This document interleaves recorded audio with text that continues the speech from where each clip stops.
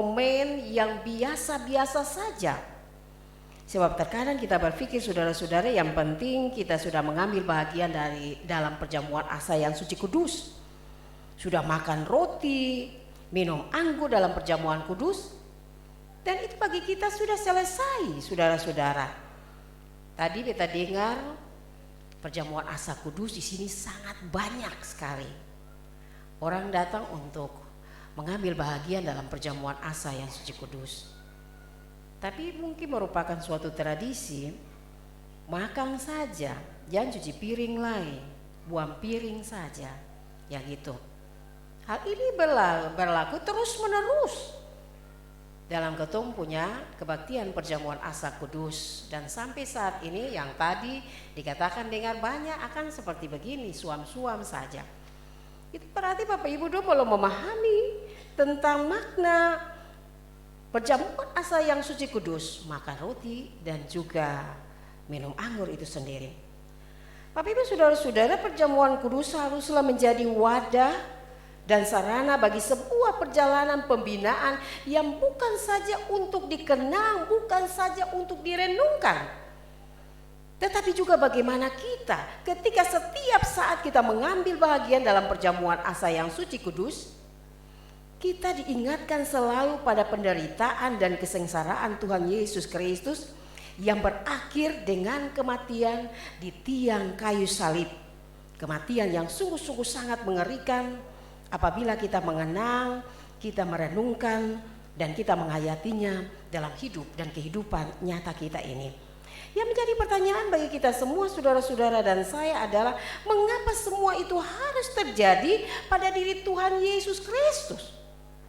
Apa salahnya sehingga Tuhan Yesus itu harus mengalami penderitaan dan kematian tersebut?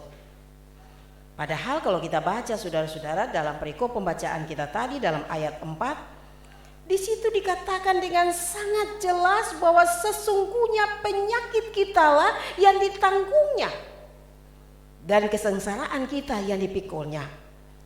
Saudara-saudara, penderitaan Tuhan Yesus yang sangat mengerikan itu dipahami sebagai penggenapan dari nubuat Yesaya tentang hamba Tuhan yang menderita.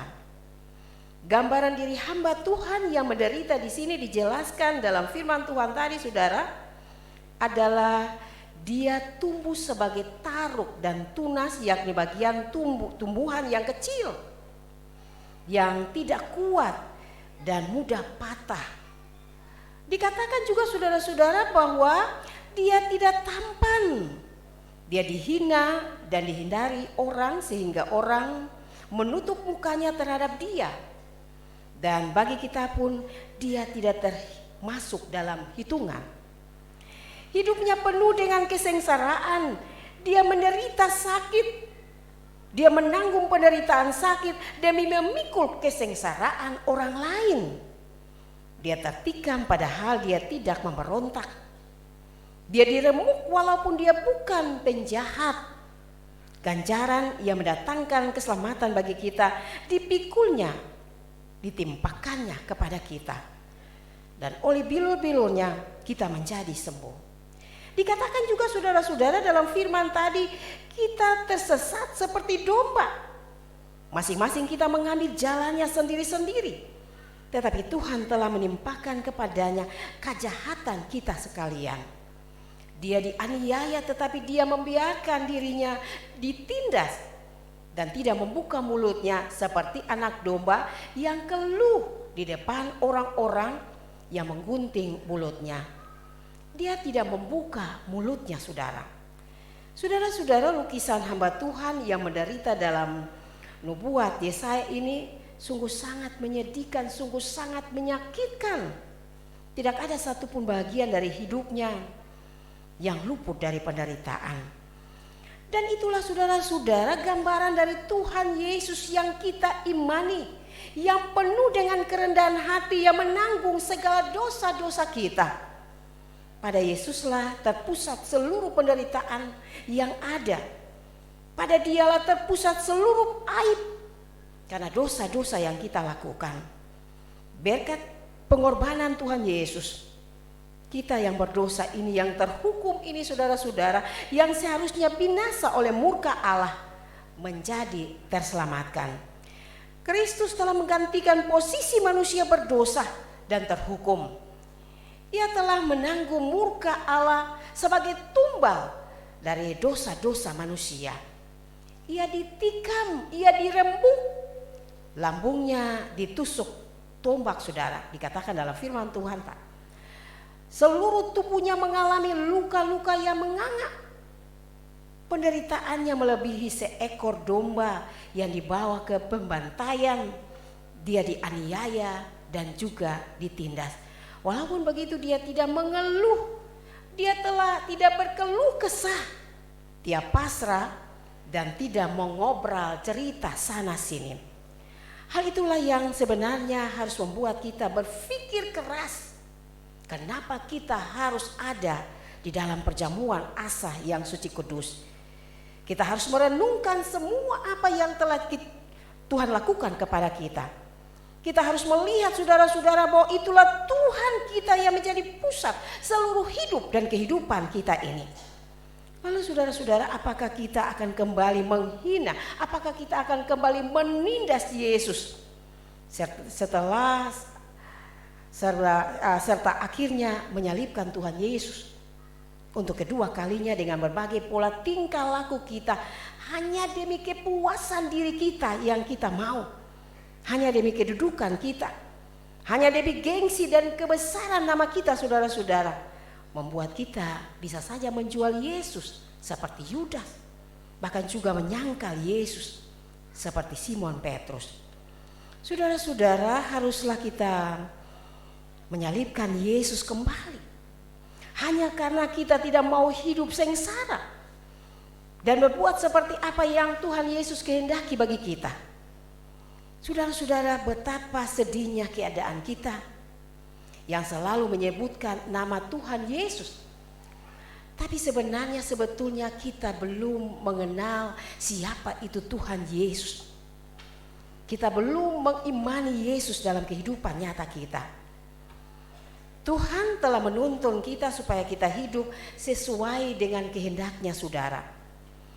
Kalau memang kita hidup mengikuti jalan yang benar dan hal itu membuat kita hidup menderita, mungkin membuat kita tersisihkan, tidak memiliki jabatan, dianggap aneh karena hidup kudus, lalu disingkirkan oleh orang-orang.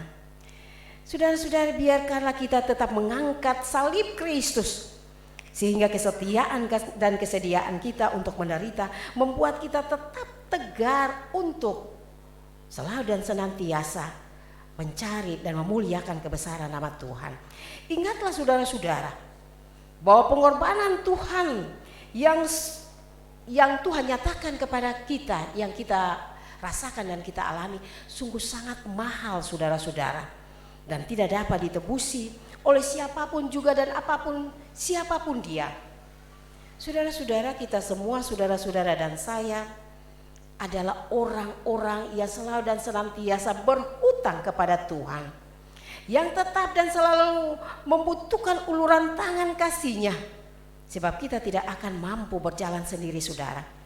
Kita akan mampu berjalan sendiri mengabdi apabila kita menyerahkan seluruh keberadaan kehidupan nyata kita ini kepada Tuhan Allah dalam Yesus Kristus. Karena saudara-saudara, Allah lah yang memberikan yang paling terbaik kepada kita demi sebuah kemesraan dengan sesama kita. Saudara-saudara, Tuhan Yesus telah mengorbankan seluruh hidup dan kehidupannya bagi kita semua. Dan sekarang saudara-saudara, apa yang harus kita lakukan untuk membalas segala kebaikan-kebaikan Tuhan Yesus ini kepada kita semua saudara-saudara dan saya? Pulanglah saudara-saudara dan jawablah itu semua dalam kehidupan kita masing-masing. Tuhan memberkati kita semua untuk dapat melakukan yang terbaik demi untuk kemuliaan nama Tuhan. Amin. Mari saudara-saudara, kita masuk pada saat edisi ketiga untuk merenungkan firman yang telah kita dengarkan bersama tadi.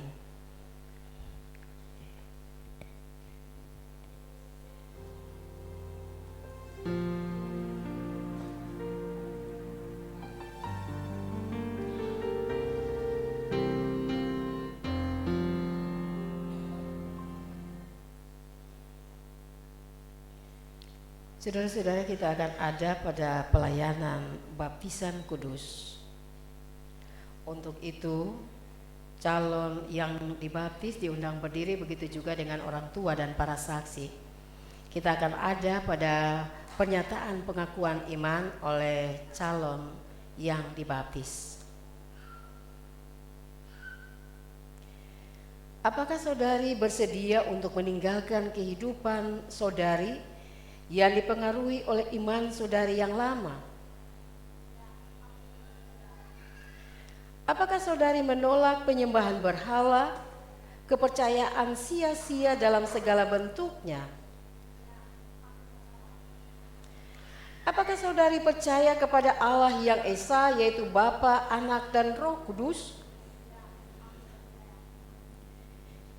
Pembacaan surat pernyataan kesediaan beralih agama di depan jemaat.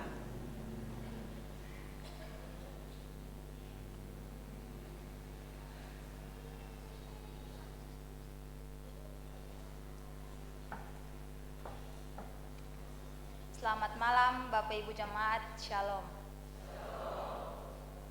Surat pernyataan pindah agama. Saya membuat pernyataan di bawah ini. Nama Syakila Dini Putri Makatita, tempat tanggal lahir Ambon 23 April 2004. Agama Islam, jenis kelamin perempuan, alamat Keboncengke. Dengan ini saya menyatakan bahwa sejak saya membuat dan mendatangi surat pernyataan ini atas keinginan diri saya sendiri tanpa ada unsur paksaan dari siapapun juga, untuk berpindah kepercayaan dari kepercayaan terdahulu saya Islam pindah ke kepercayaan baru saya, yakni Kristen Protestan.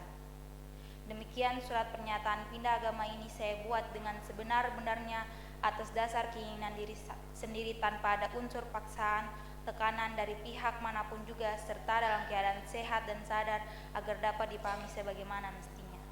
Ambon 2 Oktober 2022, Graciela Tanisha. Terima kasih.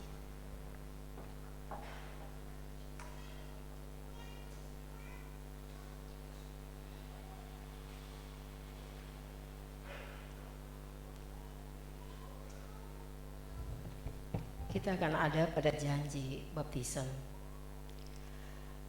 Di hadapan Allah dan jemaatnya, hendaklah saudari menjawab pertanyaan-pertanyaan berikut ini dengan hati yang tulus.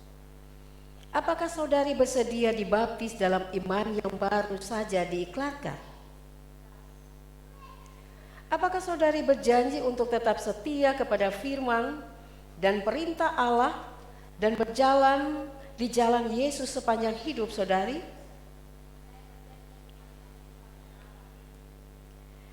Apakah saudari berjanji untuk tetap hidup dalam persekutuan jemaat dan turut serta dalam tugas-tugas kesaksian dan pelayanan gereja di tengah-tengah dunia?